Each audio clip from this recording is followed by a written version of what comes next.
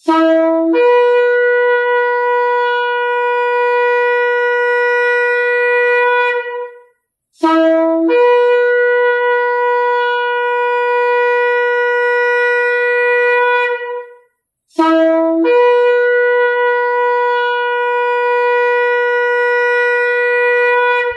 RPK yang dikasihi Tuhan dimanapun Anda berada, Shalom Beshem Yeshua HaMashiach, salam sejahtera dalam nama Yeshua HaMashiach, dalam nama Tuhan Yesus Kristus Juru Selamat kita.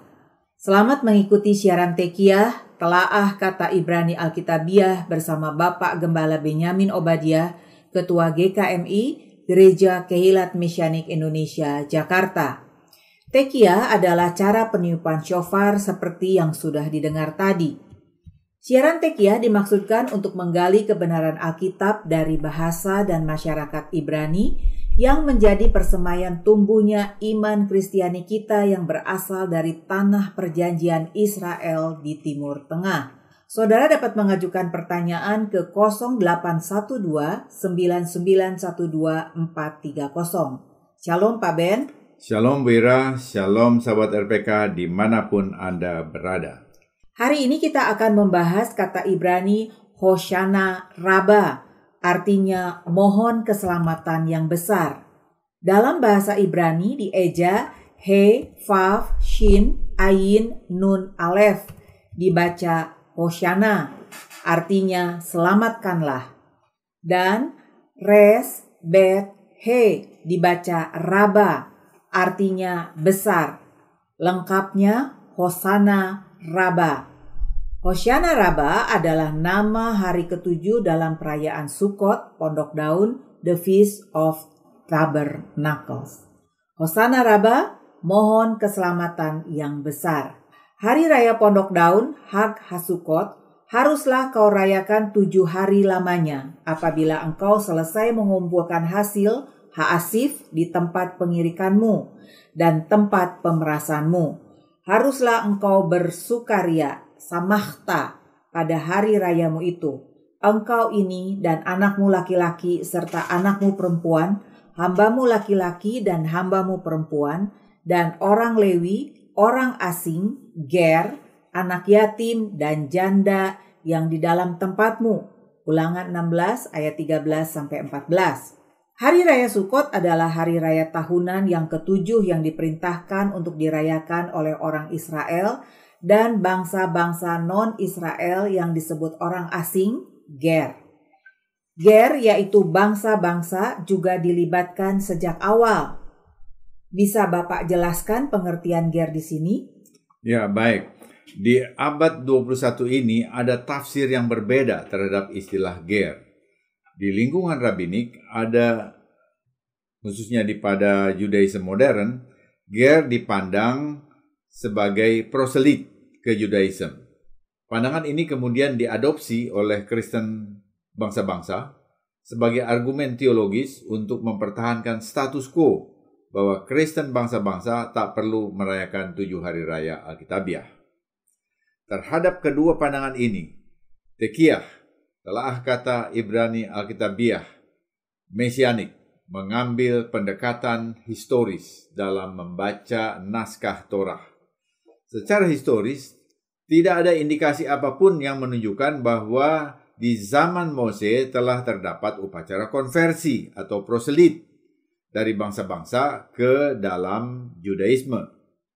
Karena itu istilah ger secara literal berarti orang asing di lingkungan Israel yang menerima ajaran dan menyembah Elohim Israel. Jadi ger di sini bersifat sosiologis, bukan religius. Kalau begitu siapa ger di abad 21 ini? Di abad 21 ini ger adalah orang-orang Kristen bangsa-bangsa yang memakai kitab suci Israel, mengikut Yeshua, Mesias Yahudi bagi bangsa-bangsa, dan menunggu kedatangannya yang kedua, yang di dalam Judaism disebut sebagai Masiah ben David. Kedatangan kedua inilah yang dirujuk di dalam 3 hari raya terakhir, yaitu Rosh Hashanah, Yom Kippur, dan Sukkot. Penjabaran yang sangat jelas. Injil Yohanes secara eksplisit menulis Yesus merayakan Sukkot, festival Pondok Daun. Bagaimana ini dipahami secara historis dan budaya? Dibesarkan di lingkungan Yahudi pada periode Bait Suci kedua di abad pertama, Yeshua HaMasyiah dan para muridnya dipastikan sejak kecil memelihara hari Sabat dan merayakan 7 hari raya Alkitabiah, termasuk hari raya Sukkot atau Pondok Daun, yang dirayakan selama 7 hari ditambah penutupan 1 hari, yaitu hari yang ke-8.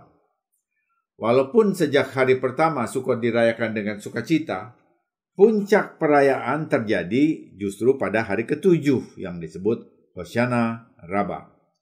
Apa keistimewaan hari ke-7 dalam perayaan Sukkot sehingga dipandang sebagai puncak perayaan? Ya, ada 3 peristiwa yang berbeda pada hari ke-7. Angka 7 adalah angka kelengkapan. Jadi ini yang paling lengkap. Pertama, dari sisi korban. Tiap hari dalam masa raya Sukkot, Tuhan memerintahkan Israel mempersembahkan korban secara menyeluruh, itu total menjadi 70 lembu. Bilangan 29 ayat 13-32. Angka 70 ini menyatakan bangsa Israel sesudah Yakov datang ke Mesir dengan 70 orang anggotanya. Kejadian 46 ayat 27. Tetapi angka 70 juga merupakan angka bangsa-bangsa karena keturunan anak-anak Noah atau Nuh, yaitu Shem, Ham, dan Yafet berjumlah 70 bangsa. Kejadian pasal 10. Sesudah menara Babel, mereka mempunyai bahasa masing-masing. Jadi pada hari raya Sukkot, dengan korban 70 ekor lembu, bangsa Israel juga memberi korban persembahan bagi keselamatan bangsa-bangsa di bumi. Yang kedua, dalam perayaan Sukkot hari ke-7, terdapat upacara Nisuk Hamayim, yaitu upacara pencurahan air di Bait Suci. Ini sesuai dengan Talmud, Sukkah 51a dan b. Upacara ini diilhami oleh nubuat Nabi Yesaya. Maka kamu akan menimba air dengan kegirangan dari mata air keselamatan, Yeshua. Yesaya 12 ayat 3. Masa Farisi sangat bersemangat akan nubuat ini. Imam besar mencurahkan air yang diambil dari kolam Siloam dalam pitcher emas di pelataran Bait Suci. Ketika pencurahan air dilakukan, umat yang hadir melambaikan lulaf dan menyanyikan Ana Adonai Hosiahna, Ana Adonai Haslihahna, Baru haba besem Adonai, Berah Nuhem Mibet Adonai. Tehillim 118 ayat 25-26. Ya Tuhan, berilah kiranya keselamatan, Hosiana. Ya Tuhan Adonai, berilah kiranya kemakmuran. Diberkatilah dia yang datang dalam nama Adonai. Kami memberkati kalian dari dalam rumah Adonai. Mazmur 118 ayat 25-26. Mazmur 118 dipandang sebagai Mazmur Mesianik. Ini digenapi saat Yeshua memasuki Yerusalem dan dielulukan oleh penduduknya dengan lambaian lulaf, palem, dan seruan Hosiana. Mohon selamatkanlah kami. Pada hari ke-7 di puncak acara Sukkot, ketika umat Israel menyaksikan air kolam Siloam yang merujuk pada sukacita keselamatan Israel dengan seksama dengan hikmat dicurahkan ke bokor emas oleh imam, mereka mendengar, barang siapa haus, baiklah ia datang kepadaku dan minum. Barang siapa percaya kepadaku, seperti yang dikatakan oleh kitab suci, dari dalam hatinya akan mengalir aliran-aliran air hidup. Yohanes 7 ayat 38 dan 39. Yeshua memakai nubuat para nabi dalam Tanakh dan Sidur Sukkot Yahudi, serta simbolisme rabbinik untuk merujuk kepada dirinya sebagai HaMasyiah. Ya, ini yang luput diperhatikan oleh Kristen bangsa-bangsa. Yeshua berbicara tentang air hidup, Mayim Hayim, yang akan didapat oleh barang siapa yang datang kepadanya. Manusia memerlukan air untuk hidup, terutama di padang gurun. Saat Sukot, hujan belum turun di Israel. Tanpa air tidak ada kehidupan. Air hidup merujuk pada mata air yang terus mengalir. Orang haus yang datang kepada Yesua tidak akan haus lagi, bahkan akan menjadi mata air yang baru yang memancar seperti air sungai. Yang dimaksudkannya adalah roh yang akan diterima oleh mereka yang percaya kepadanya. Yohanes 7 ayat 39. Apa artinya? Ini tidak lain menyatakan bahwa dia adalah Mesias yang diurapi dan Mesias juru selamat yang dijanjikan oleh Aba Bapa dan dinubuatkan oleh para nabi. Undangan untuk datang kepadanya masih berlaku saat ini. Datanglah kepadanya, sumber air hidup. Minumlah untuk memuaskan dahaga rohani saudara akan kebenaran dan kehidupan. Yesua berkata, Aku adalah Alef Taf, Alfa dan Omega, yang awal dan yang akhir. Orang yang haus akan kuberi minum dengan cuma-cuma dari mata air kehidupan. Wahyu 21 ayat 6. Yang ketiga, pada hari ketujuh yang disebut Hoshana Rabbah, para imam mengelilingi mesbah di ruang kudus di Bait Suci. Selama perayaan, tiap hari mereka melakukannya sekali. Tetapi pada hari ketujuh, mereka melakukannya 7 kali sambil melambaikan arafot, yaitu jamak dari arafah, atau di Indonesia dikenal sebagai daun murad. Arafah adalah tanaman yang tidak ada rasa dan tidak ada aroma. Ini menunjukkan kesahajaan, tak memiliki keistimewaan apapun. Mereka mengatakan, Hosiana, selamatkanlah kami mohon.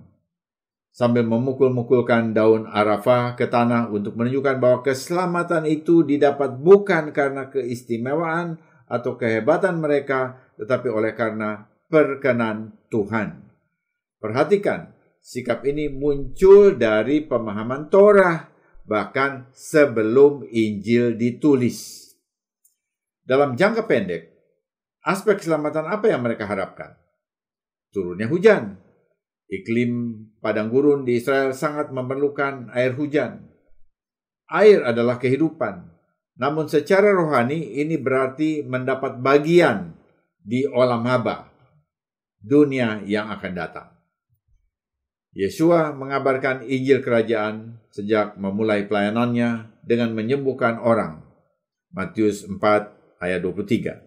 Bahkan ia berkata, Injil Kerajaan akan diberitakan kepada semua bangsa sebelum kesudahan itu datang. Matius 24 ayat 14. Perhatikan, Yesua tidak memakai istilah Injil Keselamatan, tetapi Injil Kerajaan. Apakah dia salah? Dialah sumber Injil yang otentik. Bahkan di dalam Injil ada pengertian keselamatan, itu pasti. Tetapi lingkup Injil itu kerajaan Tuhan. Lebih luas daripada keselamatan saja. Ini penting karena sesudah menjelaskan keselamatan, banyak orang yang membangun kerajaannya masing-masing, bukan kerajaan Tuhan. Tetapi bukankah Yesua sudah menjadi raja seperti tulisan di kayu salib? Itu sesungguhnya ejekan yang mempunyai nilai kebenaran secara profetik, namun belum digenapi secara historis.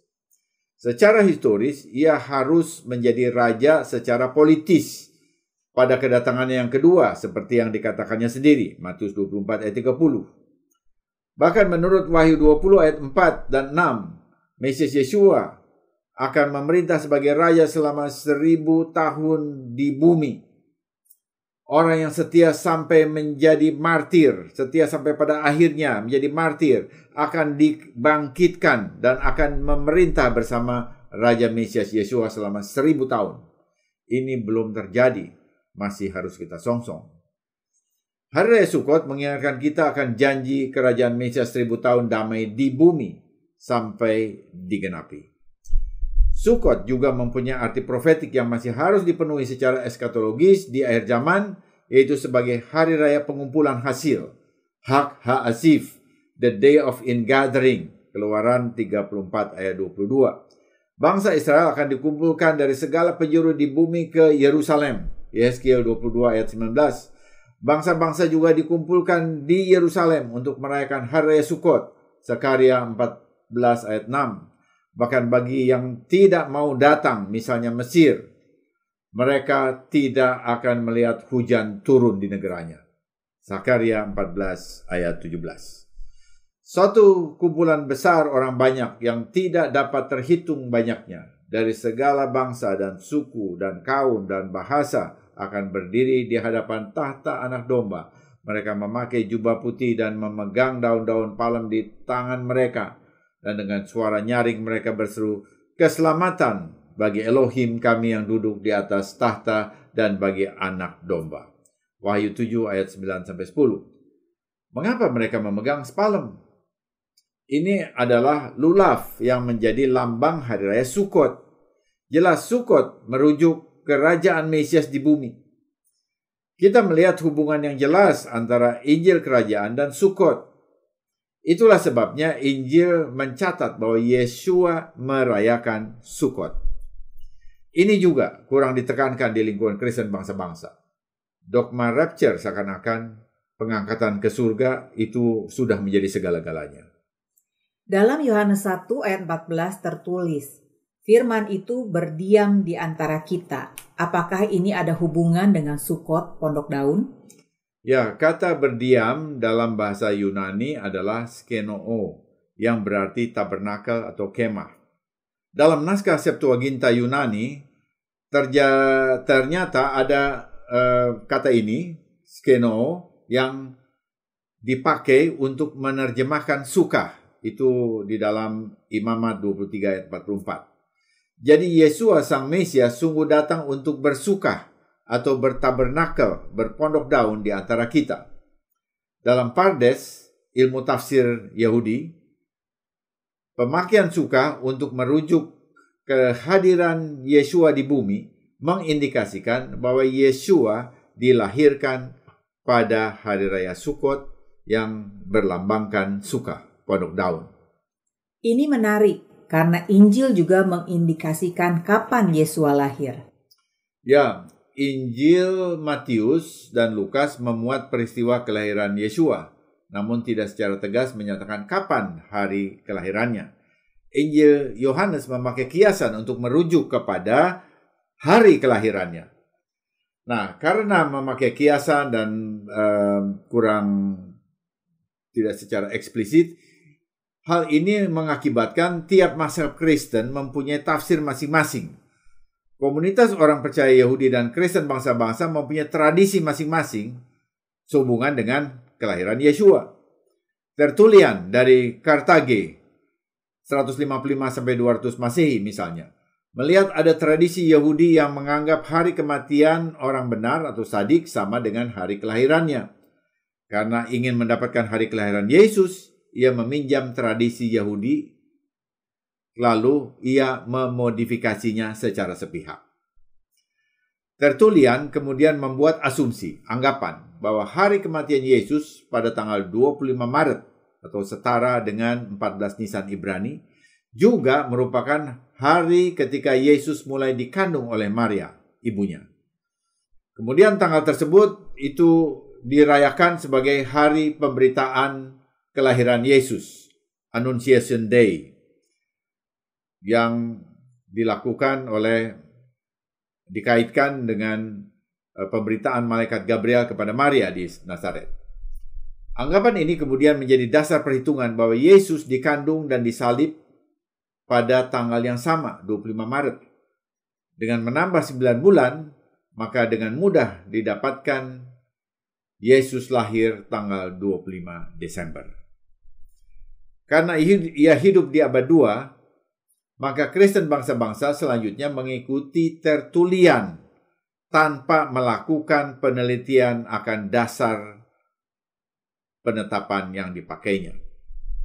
Sumber Gereja Timur mencatat Natal ditetapkan di Alexandria tahun 189 Masehi oleh Baba Demetri yang diakui sebagai penerus kerasulan Markus oleh Gereja Ortodoks Koptik Mesir.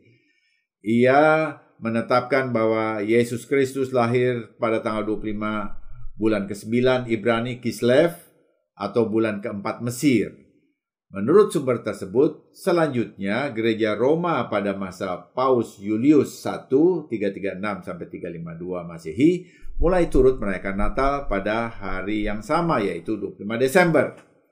Sementara sumber dari gereja Roma Katolik merujuk bahwa perayaan Christmas, Misa Kristus, 25 Desember dilakukan pertama kali di atas inisiatif Kaisar Konstantinus pada tahun 336. Tanggal 25 Desember sendiri telah dikenal sebagai Dies Natalis Solis Invicti, hari kelahiran matahari yang tak terkalahkan, sejak Kaisar filsuf Aurelius yang pada tahun 274 mengadopsi kepercayaan Mitra Persia menjadi kepercayaan Romawi. Kemudian Uskup Roma Julius I menetapkan 25 Desember sebagai tanggal resmi kelahiran Yesus Kristus pada tahun 350 Masehi. Ada juga dugaan bahwa Yesua lahir pada Hanukkah, hari raya Yahudi di musim dingin. Bagaimana menurut Bapak? Konversi dari 25 Kislev Ibrani, yaitu hari raya Hanukkah, menjadi 25 Desember Gregorian yang dilakukan oleh sumber gereja timur pun patut dipertanyakan oleh pemegang kalender Ibrani. Kislev dan Desember memang memiliki irisan atau superimpose, tetapi tidak identik. Tahun 5782 Ibrani, 25 Kislev sama dengan 25 November 2021. Tahun 5783 Ibrani sama 25 Kislev sama dengan 19 Desember 2022. Perhatikan, tiap tahun kelahiran Yesus di dalam kalender Gregorian terus bergeser dari tahun ke tahun. Dengan memperhatikan semua ini, mari kita lihat sumber dalam komunitas Yahudi yang secara historis mempersembahkan Mesias kepada dunia.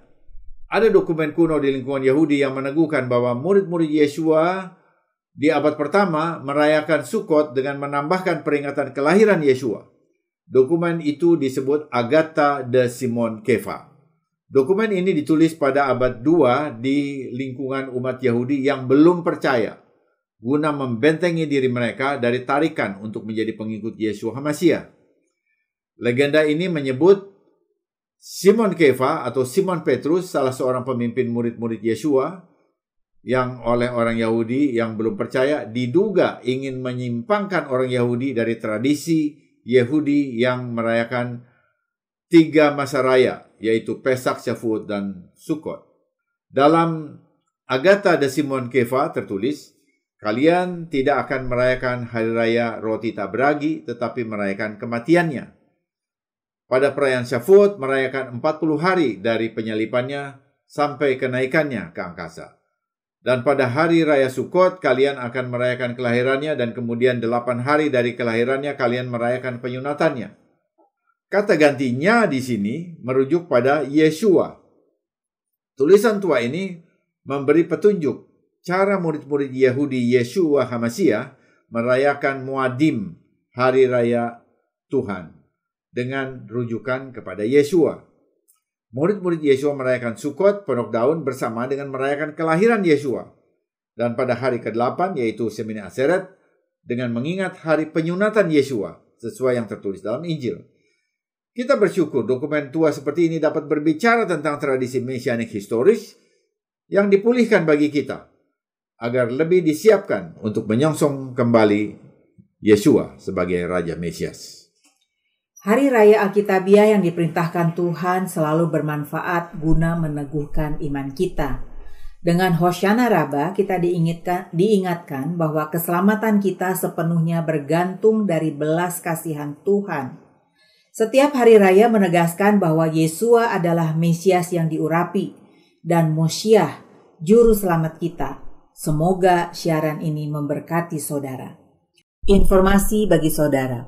Perayaan Sukkot, hari ke-7 Sukkot yang disebut Hoshana Rabbah tahun 5784 Ibrani akan diselenggarakan pada hari Jumat 5 Oktober 2023 jam 16 waktu Indonesia Barat di GKMI Bethel Bumi Bintaro Permai D78 Jakarta Selatan. Dilanjutkan dengan Erev Syabat di Sukkah. Perayaan Sukot hari ke-8 yang disebut Shemini Atzeret disatukan dengan Simchat Torah atau Sukacita Torah diselenggarakan pada hari Sabtu 6 Oktober 2023 jam 10 waktu Indonesia Barat di GKMI Bet El Bintaro, Blok D 78 Jakarta Selatan.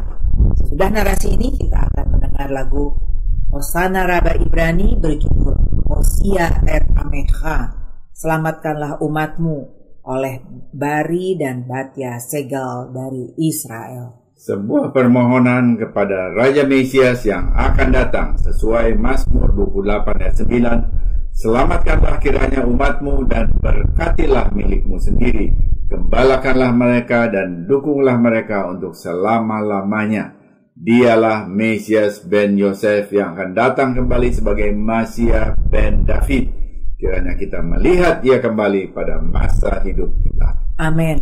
Tiba saatnya saya Penatua Ira Obadiah dan Gembala Benyamin Obadiah mohon diri dari ruang dengar saudara. Sampai jumpa pada siaran mendatang.